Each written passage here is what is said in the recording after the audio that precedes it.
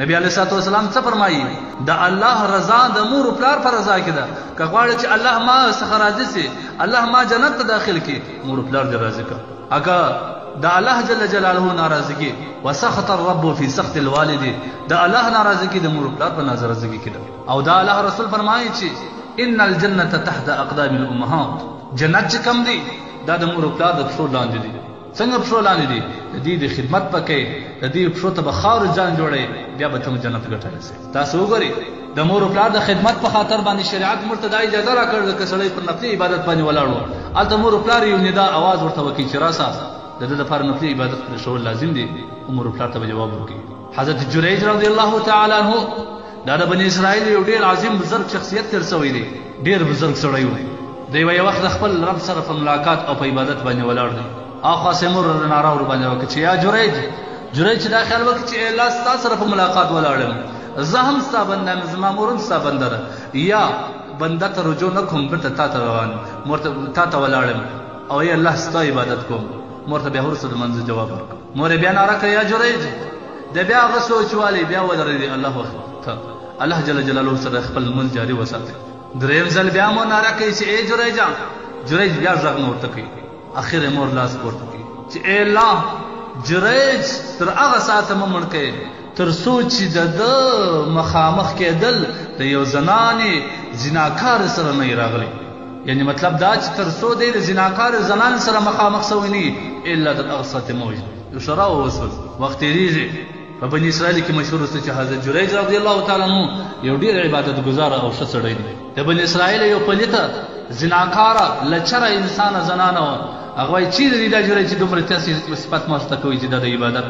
کې دومره ماهر دي او د الله جل جلاله دومره ذات عبادت کوي دومره تقوادار او دومره بزرګ دي زورزم اوس به زه د امتحان الله د مور او پلار شرع وسوګر سنش کار کوي باوجود د دې چې دی الله ته محبوب دی باوجود د دې چې دی الله ته نږدې دی د الله جل جلاله په عبادت کې وو لیکن بیا هم د مور او پلار شرع الله خامخا قبلې تاسو وګورئ حضرت جریج رضی الله تعالی عنہ خپل عبادت خانه کې پر عبادت باندې ولاړ دی د زنانې ځان سنگار کې سره زره او سپین زره فزان باندې وزړول شایسته جامې واغوسې روانه شول په عبادت خانه چې وننوځي حضرت جریج رضی الله تعالی عنہ د خپل رب سره په عبادت باندې دا ظالم لچره مخ ته ورته رسول حضرت جریج پرې والا لا خاطر خدا د بل اخ تور تعالی اخر حضرت جریج رضی الله تعالی عنہ لاندې قتل خو په یو رقم نه دی یو رقم به ته سواخ صلا او د خپل عبادت خانه څخه وېست شذ چې دا سوچ وکړي چې اوس خو خپل هدف کې هم ناکام شولې په خپل چې کم هدف تر اخستي وو چې کوم اراده دې کړې او هغه کوم الله و شرمولې اوس وسکه په لار روان دي حضرت جریج رضی الله تعالی عنہ سره په عبادت خانه کې یو بل شپانم کله کله ملګری عبادت کوي هغه شپانه په مخوره دي هغه باندې الله امتحان کې دي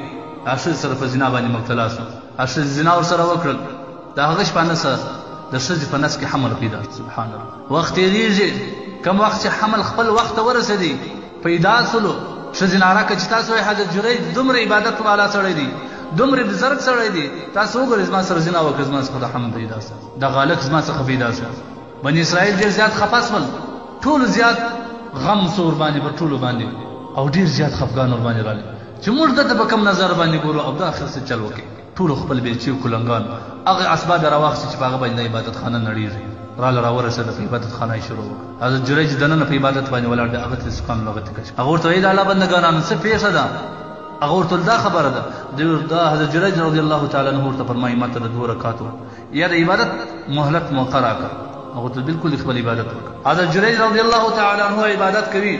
هغه څخه عبادت څخه ما بعد وای کوم زنانه وای چې ما په تهمت لګولې را پیش کا هغه د مور شرا اوس قبليږي چې مور رسول ته ویلی وای چې لا د جریج هغه ساعت مو پاته و چې د زناکار زنان سره مخامخ شوی اوس هغه د مور دوه قبليږي از زناکار زنانه مخامخ راځي زناکار په زنانه په غیش کې اول کې ماشوم دی دا هغه ته په نس باندې نو کار ورکه حضرت جریج رضی الله عنه ته فرمایي استغفار څوک دی وای اما شم ناره کې چې زما پلار پلان کې شپانه دي پلان کې شپانه زما پلار دي ټول بنی اسرائیل دې سخت پریشان شو حضرت جریج رضی الله تعالی عنہ په شو کې ورته وته معافی نه ځنی واپس برته خپل جونګړه خپل عبادت خانه په ډیر شایسته انداز باندې ورته جوړ کړ او ورته چې موږ معاف کا تاسو وګورئ حضرت جریج د الله سره په اطاعت او په عبادت باندې اخته و د مور आवाज جواب نه کوي ور الله دغه امتحان به کوي د مور شرایع قبول کړ